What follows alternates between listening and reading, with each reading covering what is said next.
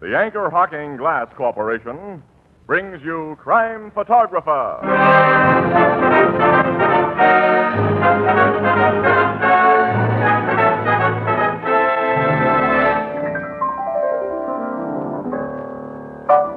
Casey, did you see where my niece got engaged last week? Oh, is her name Princess Elizabeth? No, her name's Jane. Then I didn't see it. How do you like that? If you're not royalty, no one knows what happens to you. You don't have to be royalty, Ethelbert. You just got to be famous. Sure, like Anchor Hocking, the most famous name in glass.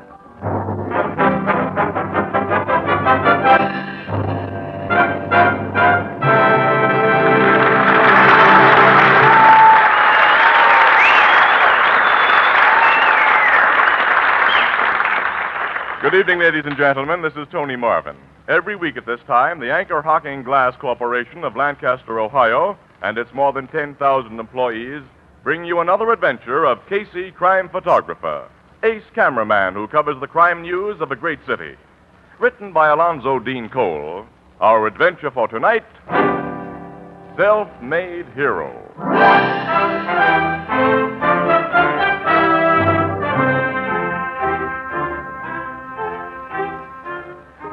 Casey, like most news cameramen, has a radio in his automobile that he keeps tuned to police calls. Tonight, as he and reporter Ann Williams drive leisurely toward the Express building after covering a routine assignment. Calling car 55. Car 55. Come in, car 55. Car 55, Sergeant Brannon. Brannon? Hey. Hey, we know Sergeant Proceed Brannon. to He's a alleyway good pal of mine, on Annie. I didn't know they had him on between prowl car Clark duty. and Frisco. Report of shooting there. Proceed A to shooting? alleyway Shooting. on Hey, wait a minute. It'll be repeated. between Listen. Clark and Frisco. Clark and Report of shooting there. No further details. That is all. Oh, Aye, aye. more Casey, like we're only a few blocks from there. Maybe there's a story. With pictures Next stop, 12th Street. between Clark and Driscoll.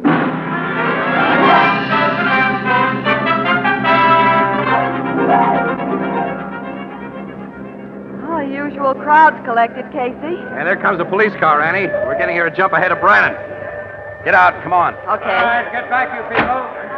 Get back. This ain't no Oh, circus. there's a patrolman over there, The young Casey. fellow beside him must have had something to do with the shooting. Why, he's just a tall, lanky boy, I said Casey. get back, everybody. That means you and this lady, mister. We're press officers. Oh, you're press, huh? Right the car. Well, here comes your sergeant. He knows us. Hello there, Brannon. Oh, hiya, Casey. Hello, Miss Williams. Hello, Sergeant. What's the trouble, Johnson? Why, this young fella here, Sergeant, he says someone took a couple of pot shots at him back in that alleyway. I didn't call for assistance, officer, until I'd done everything possible to help myself. Well, let's get inside this cigar store, then they can tell me what happened. Come on, Casey. All right, move back there. Let us through, will you? Come on, one side. Now, then, let's have your story, Bud. What's your name? The name is Wellington Cliffside. Only one F in Cliffside. At present employed as junior pharmacist at Black's 10th Street Drugstore. Huh? I see you carry a camera, Mr. Casey. Yeah. Well, anytime you say. I believe in cooperating with the newspapers. Now, wait a minute. I'm only a cop, but I still want to know what this shooting was about. Oh, certainly, Sergeant. Well, as I've already told Officer Johnson, during the past month I became suspicious of two men who've been making telephone calls from the drugstore. Mm-hmm. Well, I made it my business to overhear parts of their conversation. And what I heard, Sergeant, convinced me that they are spies. Spies? Foreign agents. Well, they must have become suspicious of my suspicions. For tonight, they acted. Acted? Yes, sir. A few minutes ago, I was standing there at the corner waiting for a young lady of my acquaintance when these two men passed me. The two men have been making the mysterious phone calls, huh? Yes, sir. I saw them go into the dark, deserted alley back of us. I followed them. Now I know they meant to lure me to my death. For when I entered the alley... He says they grabbed him, Sarge. Let him tell the story, Johnson. Well, they seized me, Sergeant. One of them slashed at me with a knife. Oh, look, you can see the tears he made in my overcoat. There in the left sleeve, huh? Mm-hmm. And here in the front. The knife didn't get stuck into you yourself? No, I broke away, and they ran, with me in hot pursuit. Uh-huh. Then they pulled guns and started shooting. The bullets missed you. I was lucky. I chased them to the end of the alley. With them shooting? Well, I considered it my duty, Sergeant. Then what happened? Then I found that they disappeared, probably into one of the buildings on this street. I knew I couldn't find them all by myself, so I yelled. Huh? I should say I shouted for assistance. This policeman came up and, well, he can tell you the rest. There ain't no rest, Sarge. Except I couldn't find no mysterious strangers around like this young fella described. Okay, Johnson. Did this guy show you where the shooting and stabbing took place in that alley? Yes, I did, Sergeant. I'll show you. You stay here. Roberts, Yes, sir. you keep Mr. Wellington Rockside company while I have a look around out here. Come on, Johnson, and show It's me. Wellington Cliffside, Sergeant. Okay, thanks. You're welcome. Well, Mr. Casey, I suppose you want to take some pictures of me for your newspaper. Yeah, I think you're worth a couple of pictures, fella. Hold up that overcoat sleeve to show the tear in it while I back off and get you in focus. All right. That's a terribly phony story that he told, Casey.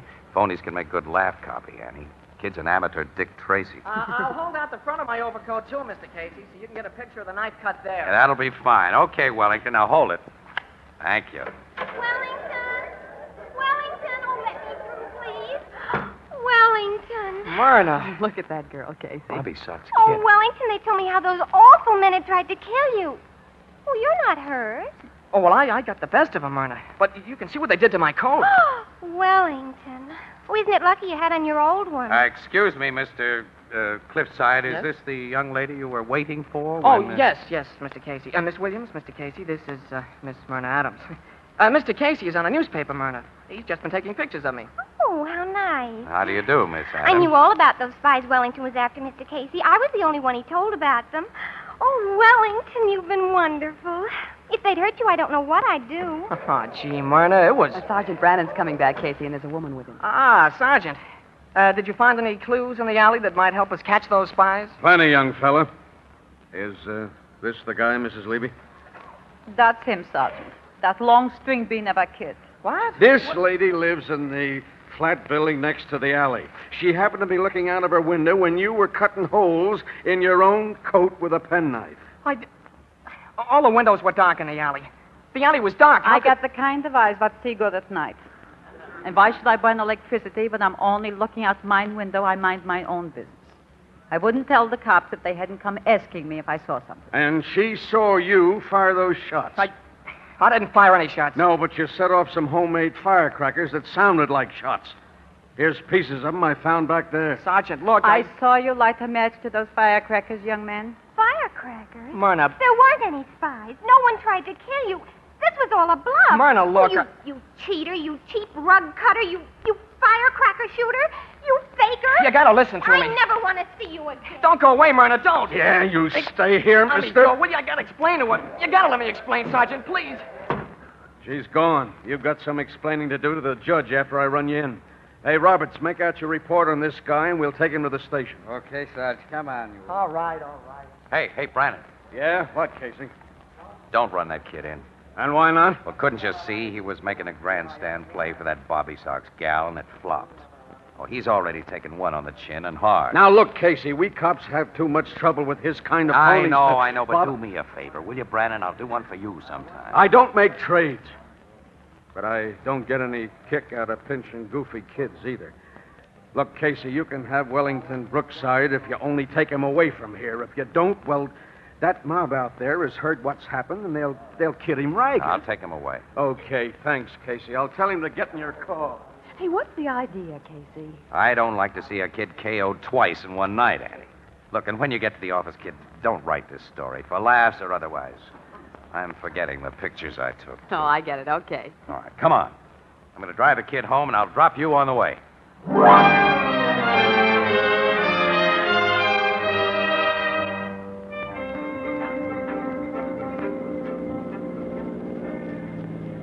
Well, here you are, Annie. Okay.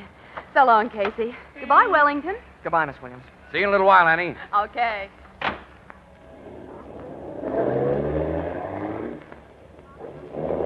Hey, kid, is that Wellington name, is that on the level?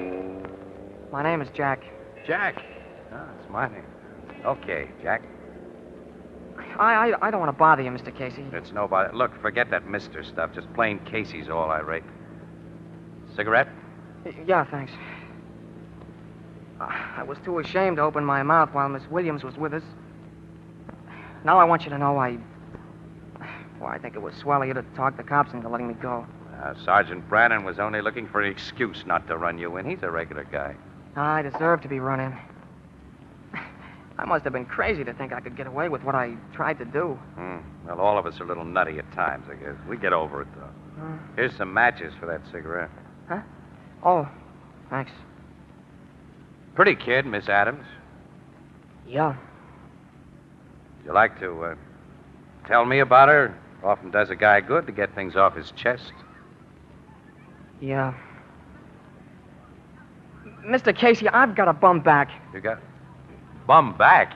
I fell down a flight of stairs a couple of years ago, and now I've got to wear a steel corset to keep it in place. Oh. Well, your bum back and the steel corset have anything to do Everything. with You see, Myrna, Miss Adams admires guys who do things. You know, like Clark Gable and Gary Cooper in the movies. Oh, I see. Yeah. Well, I told her about my bum back, but I said it got hurt while I was playing football. I said I'd been the star halfback in high school. Then she found out I've never been a good enough athlete to even get on a girls' softball team, and that I just stumbled over my own feet going downstairs.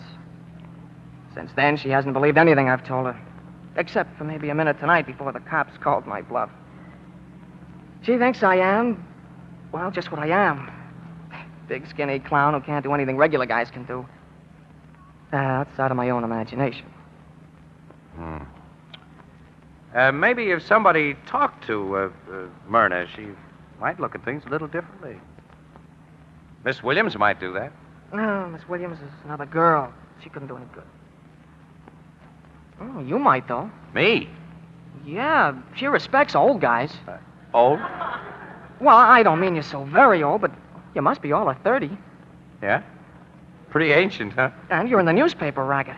You must know cops and murderers and... Gee, I bet you've even talked to G-men and movie stars. Oh, Myrna will think you're almost as important a guy as Clark Gable or well, even Humphrey Bogart. Oh, now, wait she'll a listen to you, Casey. Will you go to her and explain that I'm not just a heel? Now, listen, Jack, Oh, please, Casey. Well, okay, fella. Oh, gee. Thanks.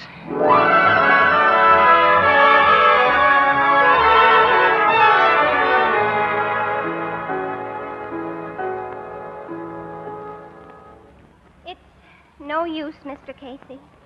I think it's very fine of you to try to defend Mr. Cliffside, but I never want to hear his name again. I consider him a drip.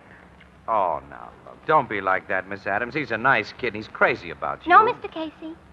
He and I are through. Forever. I'm sorry. Well, there's nothing more I can say, so I'll shove off. Oh, don't rush away. You've talked so much about Mr. Cliffside, I haven't heard a thing about you. Me? Uh-huh.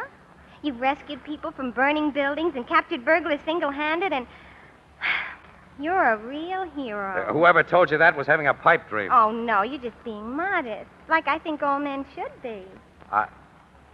Say, look, where did I put my hat, Miss Adams? Oh, come on. Please sit down, Mr. Casey. No, and let's get better acquainted. There. I've always wanted to meet a man like you.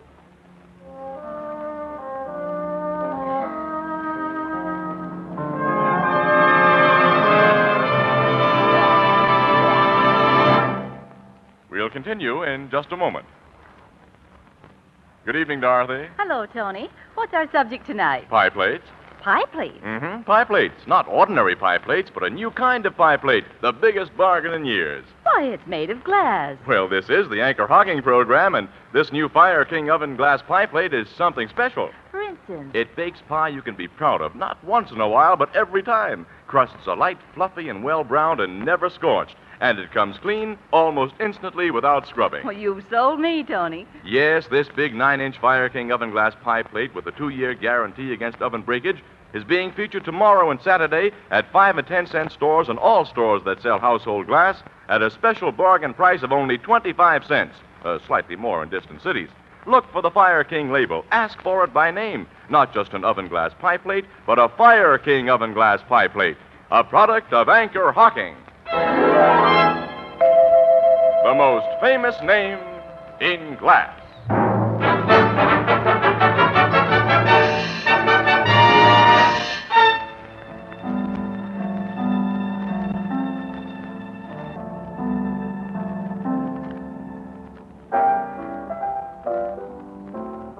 Give me a cup of black coffee, Ethelbert. Okay, Casey. You want one, Miss Williams? No thanks, Ethelbert. Casey, you look like you got trouble. I'll say he has, Ethelbert. In a neat red-headed package, trimmed with short skirts and a pair of bobby socks, a hero worship complex, and a very unbashful personality. It isn't funny, Ann. You're talking about a woman, huh? Oh, not a woman, no. A goofy 17-year-old kid that ought to be spanked. Wish I had the nerve to do it. She's developed a crush on Casey. Phones him at the office several times a day and waits for him on the street so she can gaze at him and sigh. Casey, how did you get yourself into anything like that? You ain't no cradle snatcher. Ethelbert, all I did was to call on her one afternoon last week in order to try and square something for somebody else. She isn't the girl that Cliffside kid set off the firecrackers on account of. That too. Huh? But Cliffside doesn't know yet that Casey squared things so beautifully. Will you get it, Walter? I put off telling him that she won't listen to anything that I say in his favor because, well, he's miserable enough as it is. You know, he phones me a couple of times a day, too, Ethelbert, to ask how I'm making out with her. I can't stall him much longer. Oh, I must have been nuts to get myself mixed up in something like this. Telephone for you, Mr. Casey. What? Who is it? Mr. Cliffside. I thought I was about due for my nightly call from him. He's probably been trying to get me at the office. Well, since you can't help him, you better stop stalling and tell him the truth, Casey. Oh, I can't, Annie. Excuse me. You know, Miss Williams, Casey sure has a talent for getting himself into situations that ain't too easy to get out of. Hello? Casey? Yeah, Jack, how are you, fella? Casey, I've just learned the truth Huh? about you and Myrna. What do you mean? I met her on the street a while ago. She told me nothing could ever be fixed up between her and me, and that she was in love with you. Now, listen, That's kid. a swell stunt you pulled. Kidding me into thinking you were my friend and then double-crossing me. Listen to me, I've will listened to you long enough. I called up now to let you know that what you've done is the last straw. When I leave this phone, I'm going to the river. The river? I don't want to live any longer, Casey. I'm going to end it all. You young dope, where are you? Never mind where I am. Jack, I've got to meet you. I've got to talk to you. You or no one else is ever going to talk to me again. I won't be in your way after tonight, Casey. You can have Myrna. I don't want Myrna. Jack, Goodbye, listen. Casey. Jack, hey, kid, hey. Operator. Operator. Operator. This is the operator.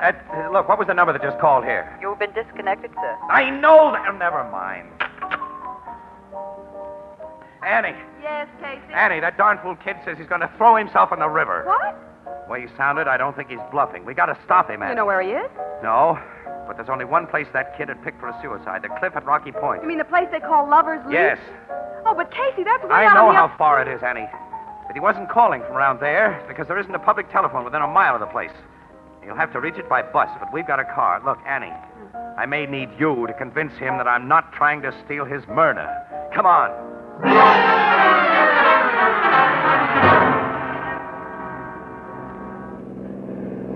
Casey, if that crazy kid has picked another spot on the river to throw himself in, I'm not afraid of that, Annie. What I'm afraid of is we may not get there in time. If he does jump, Ann, I'll be responsible. Now, don't talk like that. It's such a mess of it.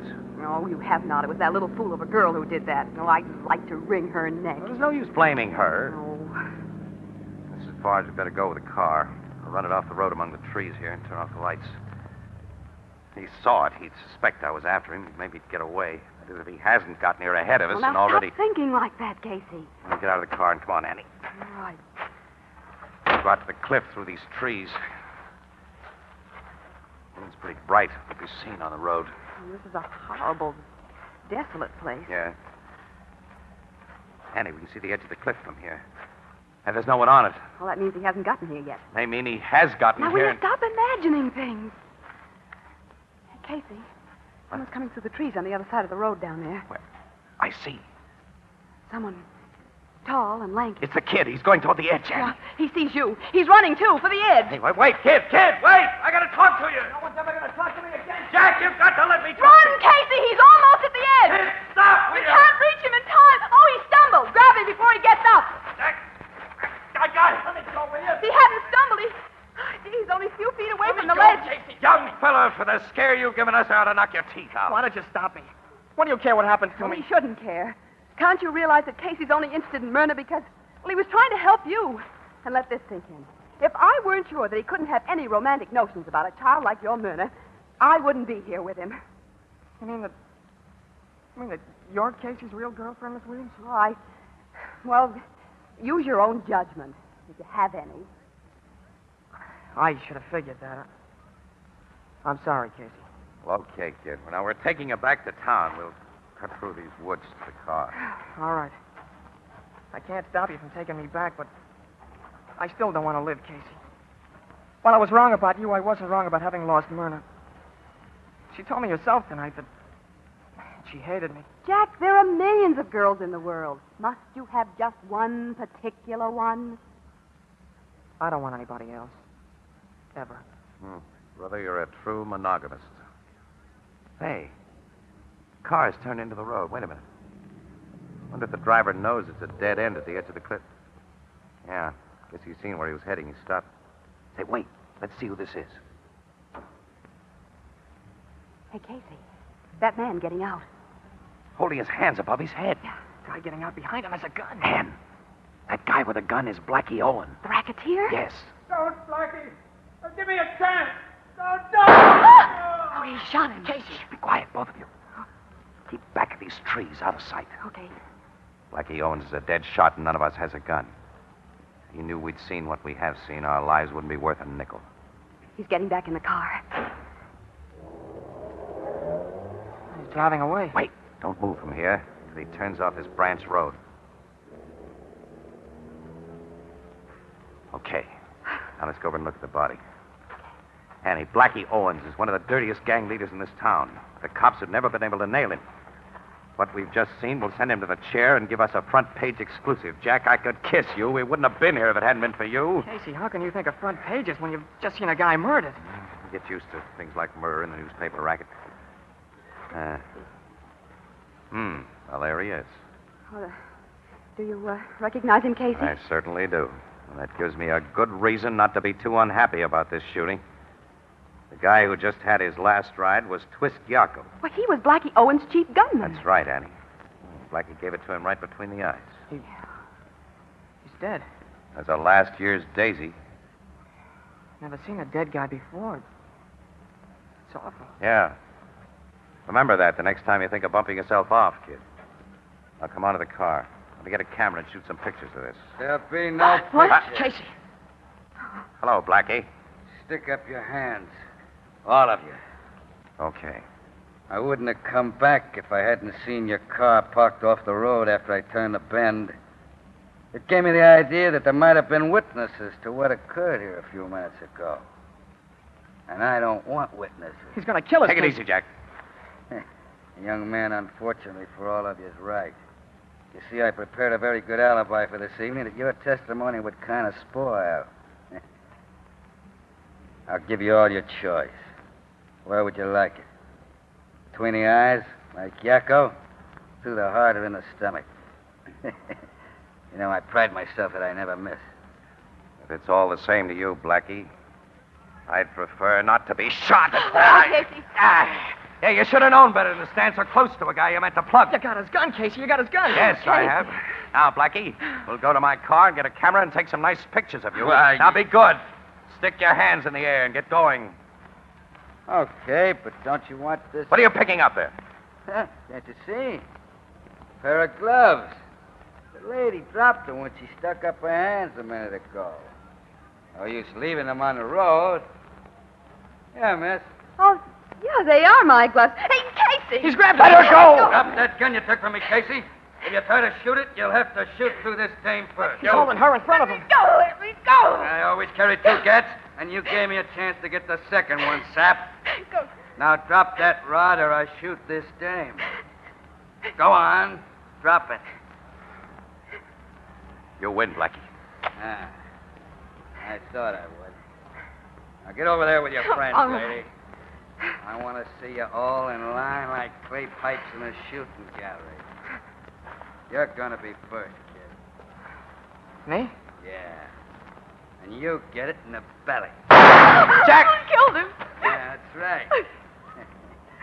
Guess I'll save you to the last, Casey. Lady, you're next. I'm gonna make this shot precise. Right between the eyes. Those shots! Blackie's fallen. I shot him, Casey.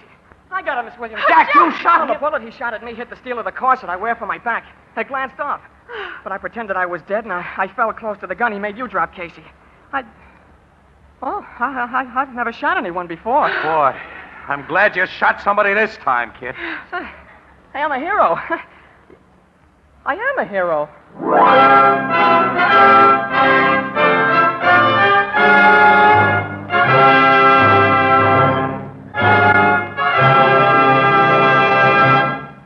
We'll join the crowd at the Blue Note in just a moment.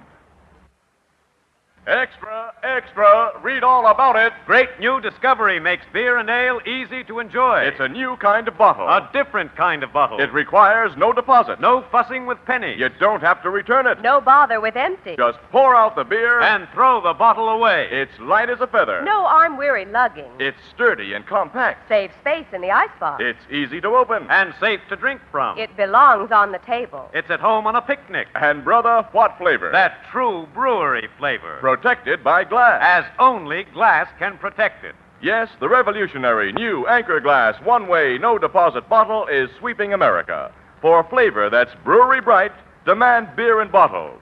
For safety and convenience, demand your favorite brand in the new Anchor Glass one-way, no-deposit bottle. Product of Anchor Hocking. The most famous name in glass.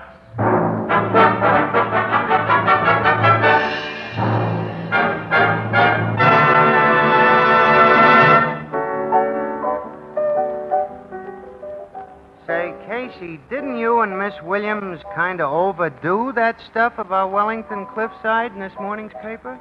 No guy's ever been that much of a nature's nobleman. Boy, you'd have thought he was if you'd been there, Ethelbert. I'm standing in our exact spot. Well, maybe you're right. How did it go down with his girlfriend, who wanted to be Casey's girlfriend? Huh? Swell. She was barely civil to me when I saw her today with Jack. I understand they're engaged, too. Well, as my sister Edna says, quote, the only thing wrong with the younger generation is that it grows older. Unquote. What does that mean?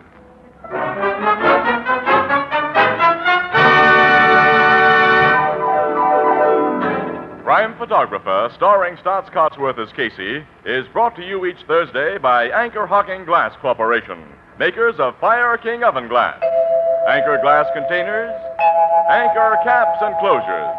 All products of Anchor Hocking, the most famous name in glass.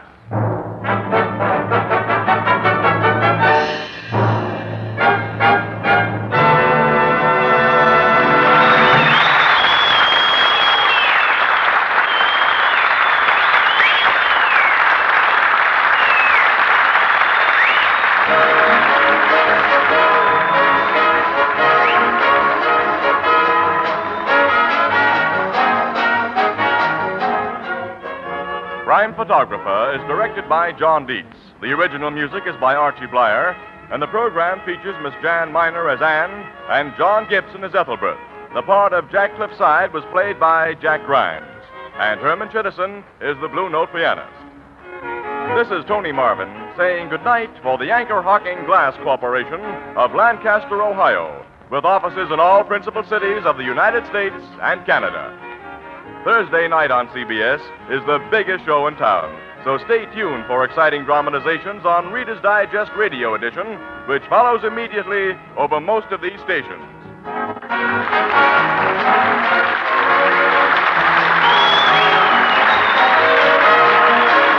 This is CBS, the Columbia Broadcasting System.